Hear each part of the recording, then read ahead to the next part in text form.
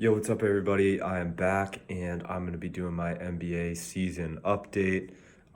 Really excited about this. I've been really following the NBA this season, been really locked in. First time in a lot of years. I'm still following the NHL, but just not as much. Definitely more locked into the NBA. And I'm really happy about it. I forgot to do my playoff predictions too. Damn, I got to do that for football. Okay.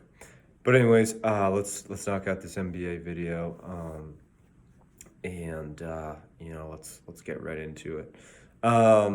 So first off, we got the Eastern Conference. I think when I did this video, the Nets were last time I did this video. It was like Nets, Bucks, the Bulls were around there. I think the Sixers were like in third. Cavs were up there too. It's kind of like the same. I mean, the standings really haven't changed that much, except for the 8, 7, 8, 9, 10 conundrum, which is just an absolute mess for the East. But in first place, we have the Bulls now.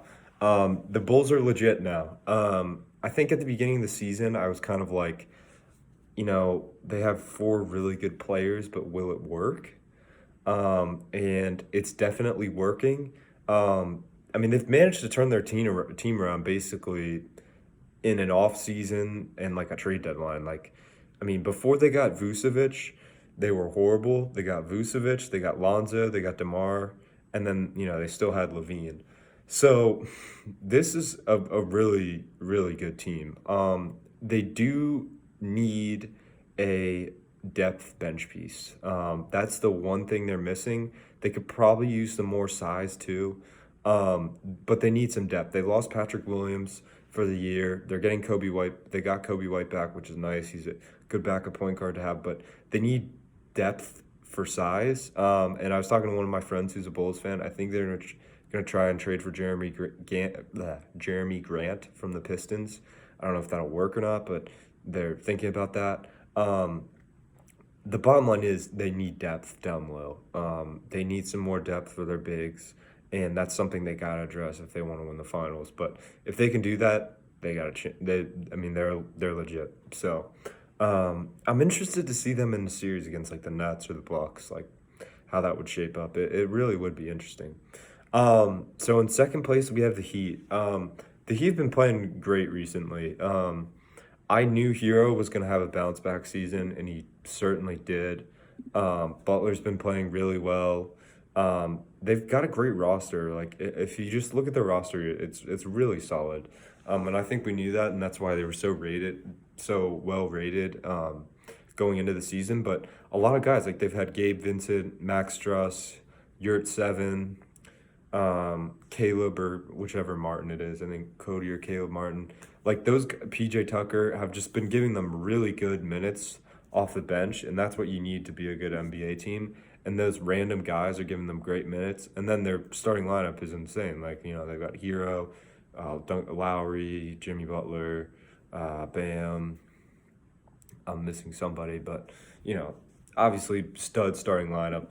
And then their bench has really been doing a great job kind of backing them up. Duncan Robinson as well.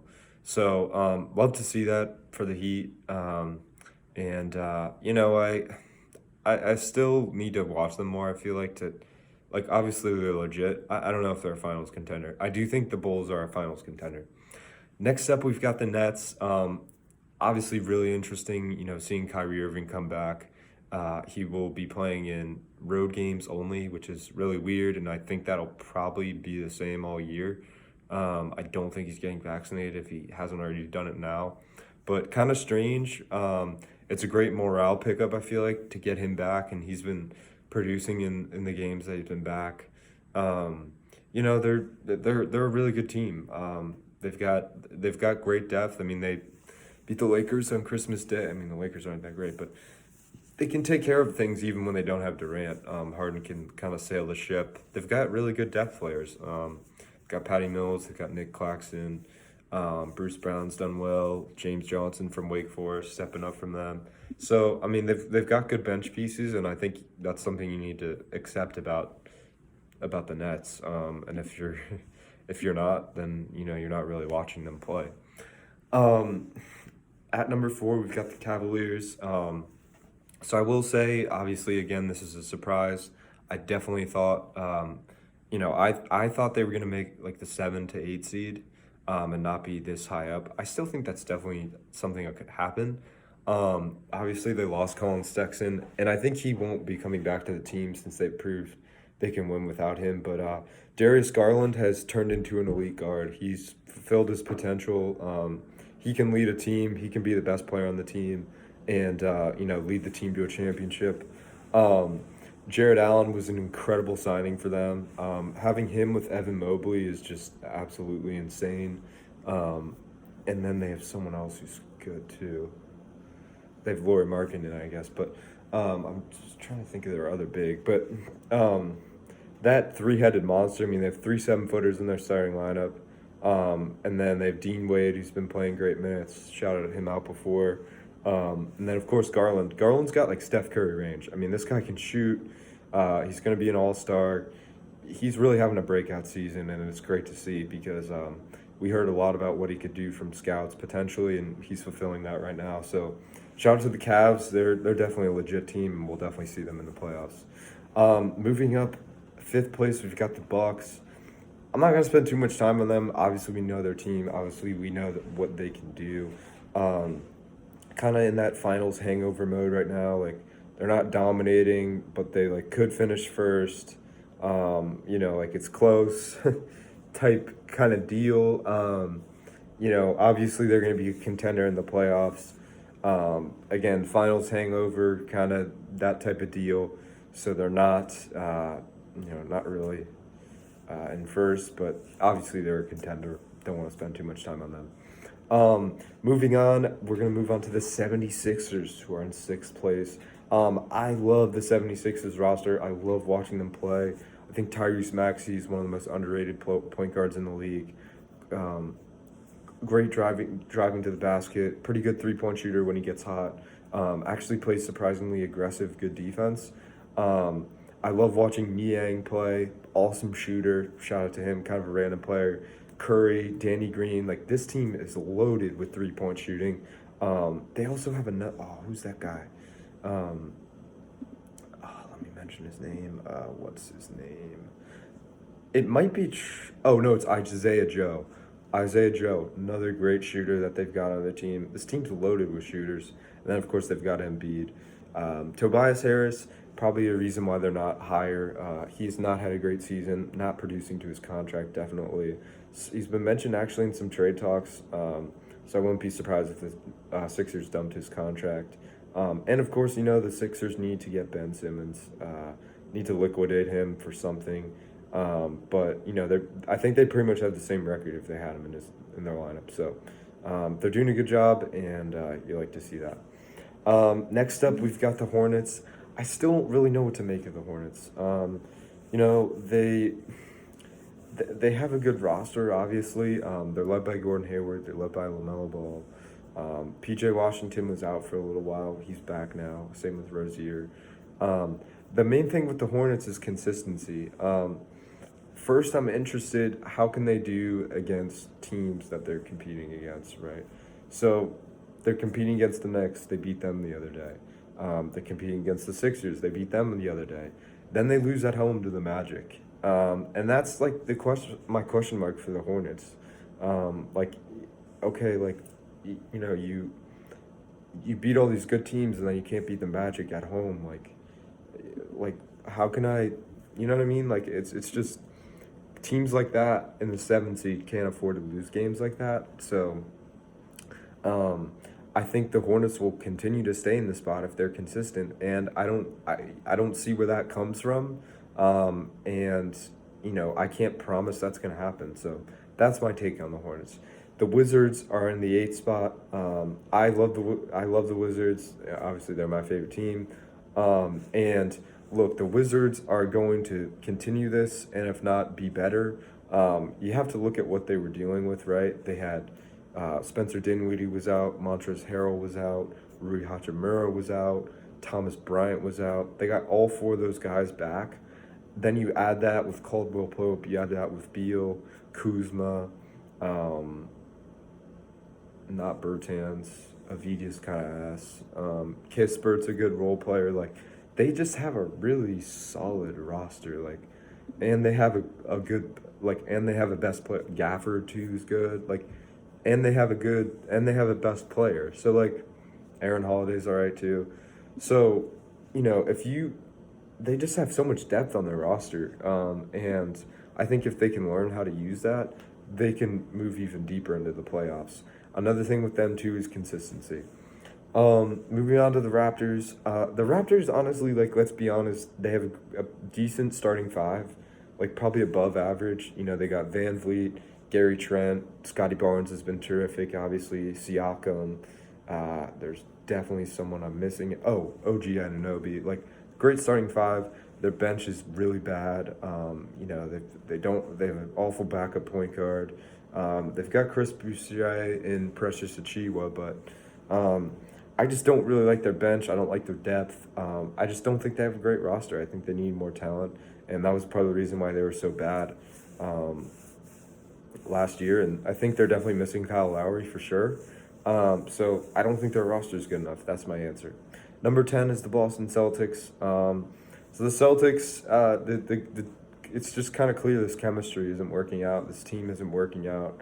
Brown and Tatum, this iso ball one-on-one, like, who can score more points. Let's try and get along, and like, it's just not working. So they're gonna have to major league tweak their roster because they have one of the best rosters in the Eastern Conference. But they're 23-22, which isn't a bad record, but they're definitely better than that, certainly. So they've got to make some adjustments roster-wise, big-time personnel. That's my take on the Celtics. Next up, we've got the Knicks. I believe I said this in my video before. I'm not sure if I did, but they're 23-22. We came in with such big expectations for the Knicks, but we have to realize last year was kind of a fluke. They definitely overperformed. Julius Randle was 5th in MVP voting, which like never happened. Like, no one ever predicted to happen, and I don't know how you can expect him to have a season like that again. Like, it's Julius Randle's a good player, granted, but he's not gonna do that in season in and out. I guess they added Kemba and Evan Fournier, but like, I don't know. I just feel like this Knicks with that team having that season 2 years in a row is kind of unlikely, and I think we're seeing that. Like, they're a 500 team. They have a bunch of average players, and like, that's kind of how the season has panned out. They kind of beat better teams that they're better than, and split with teams that they're worse than or close with. So this is totally expected from the Knicks. They're 22-23 right now. They're the 11th seed because the East is really good this year. So yeah, that's my take on the Knicks. The Pacers are 18-25. They're a 12 seed. The Hawks. Little surprising, honestly, especially after last season. But again, like, this was a team that was rebuilding, and then they kind of added those barrage of three-point shooters, and it worked. They made it to the Eastern Conference Finals. Maybe made it deep into the playoff. Or no, they didn't. They lost to the Bucks in the semifinals of the East. They didn't make it to the Eastern Conference Finals. They made it deep into the playoffs last year. Clearly, this isn't the case this year. They also traded Cam Reddish, which I thought was very interesting. I didn't agree with that at all. I think he has the potential to be a future superstar. And I don't really know what to say about this Hawks team. I mean, the formula that they had this year is not working out. And I think they need another scorer, like a Zach LaVine type player, to make this team better. I like the makeup of their roster, but clearly they've got some work to do. Pacers next at 13. Most disappointing team for me by far, not even close. This team disappointed me this year. I thought they were going to make the playoffs. I love Malcolm Brogdon. I've kind of accepted he's an above-average point guard at this point. He's not a superstar. He's not better than Ben Simmons. Bright spot for them has been Chris Duarte. He's been a pretty good rookie, pretty good 15th overall pick. Sabonis has also had a great season. Miles Turner, again, kind of mediocre. Not really living up to I think he's definitely overrated. And then Karis LeVert, TJ Warren have both been hurt. Karis LeVert has been playing as of recent. TJ McConnell also hurt. So They have had some injuries, which does hurt, but overall, I'm disappointed by the Pacers. I thought they were a lot better than this. They also lost McDermott too, I think. At number 14, we have the Pistons. Look, I want to say, and you can put me on record for this, the Pistons do not have that bad of a team, all right? If you actually watch them play, their team is not that bad when they have Jeremy Grant. Like, they have Sadiq Bey, who's a great scorer, like 6'8" power forward who can shoot the three and like pretty much do anything. Awesome player. Hamadou Diallo's had an awesome season this year. The past 3 weeks, he's been absolutely insane, especially when Cade Cunningham was out with COVID. They've got Cade Cunningham, who's getting better and better, I feel like, every game. And then, of course, they got Jeremy Grant, who's not been great from beyond the arc and has had some injuries this season, but he's a really good power forward. I like Isaiah Stewart, too. Good rebounder, kind of just a down low, good like presence in the paint to have, blocks, rebounds, etc. I don't think they have that bad of a roster, to be honest, and I think they kind of get some more shit than they deserve. Killian Hayes does suck, so that's one thing I will say that's negative about the Pistons. He is a bust. His shooting isn't very good. Shouldn't have taken him that high. Next time, take Halliburton. And then at 15, we've got the Magic. Magic aren't very good this year. Obviously, they're missing Jonathan Isaac. Jalen Suggs got hurt for a while. And they don't have a ton of talent, but some bright spots for them. Cole Anthony's pretty good. Wendell Carter, that's worked out very well in that trade. And Franz Wagner's been great this year, as well as Gary Harris. So they've had some bright spots, good for them. But throw them into the Bankero sweepstakes as they get ready for the draft, and they've only won 8 games, so not great so far. But anyways, that's my Eastern Conference review. Thanks for watching.